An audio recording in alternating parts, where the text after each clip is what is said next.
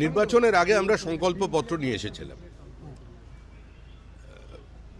একটা রূঢ় বাস্তবের মাটিতে দাঁড়িয়ে বিপরীত অর্থনৈতিক পরিস্থিতিতে সারা ভারতবর্ষের পরিস্থিতির সঙ্গে পশ্চিমবঙ্গকে তুলনা করে এবং রাজ্যের সমস্ত প্রান্তের সমস্ত বর্গের মানুষদের থেকে সাজেশন নিয়েই আমরা সেই সংকল্পপত্র তৈরি করি। আজকে যে বাজেট ডক্টর স্বপন দাশগুপ্ত পেশ করেছেন, তারপর আমি স্বপন দাশগুপ্ত আমাদের মাননীয় অর্থমন্ত্রী এবং মাননীয় মুখ্যমন্ত্রী শ্রী শুভেন্দু অধিকারী দুজনকে অভিনন্দন জানাচ্ছি যে এই বাজেট সর্বব্যাপী বাজেট এবং এই বাজেট সর্বস্পর্শী বাজেট। এই বাজেট পশ্চিমবঙ্গের জীবনে নতুন গতির সঞ্চার করবে।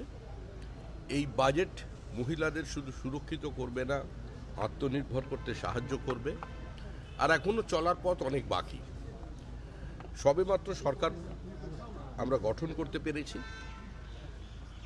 পশ্চিমবঙ্গের অর্থনৈতিক অবস্থা কোথায় ছিল এবং নতুন নতুন যে সমস্ত তথ্য বেরিয়ে আসছে তা থেকে এই সময় দাঁড়িয়ে সরকার যতটা করার ততটা করবার চেষ্টা করেছেন।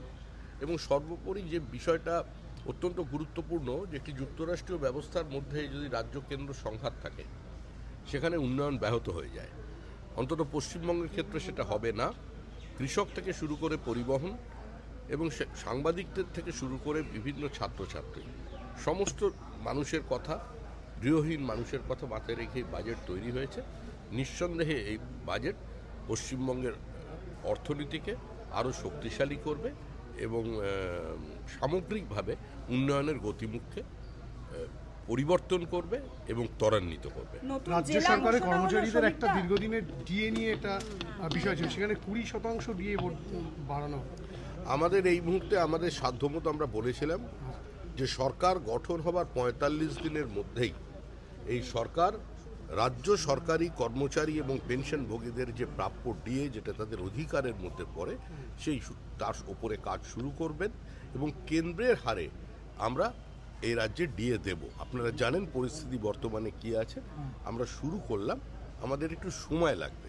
মুখ্যমন্ত্রীকে, অর্থমন্ত্রীকে আর একটু সময় দিতে হবে, শিল্পমন্ত্রীকে, তারা পরিস্থিতির পরিবর্তন।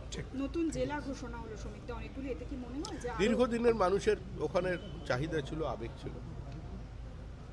আমরা পার্টি হিসাবে আমরা বিকেন্দ্রীকৃত অর্থনীতি এবং বিকেন্দ্রীকৃত প্রশাসনে বিশ্বাস করি।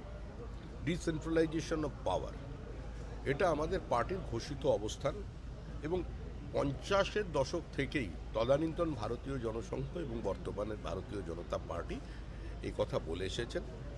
অটল বিহারী বাজপেয়ীর সময়ও আপনারা দেখেছেন যেভাবে নতুন রাজ্য আমাদের তৈরি হয়েছে এবং সেভাবেই প্রত্যেকটা স্বায়ত্তশাসিত সংস্থা থেকে শুরু করে রাজ্য সরকার এবং রাজ্য সরকারের অধীনে যে সমস্ত সংস্থা আছেন তাদের স্বাধিকার এবং তাদের স্বায়ত্তশাসন এবং তাদের অর্থনৈতিক দৃঢ়তাটা যাতে থাকে সে ব্যাপারে পার্টি এবং সরকার অত্যন্ত শ্রদ্ধাশীল।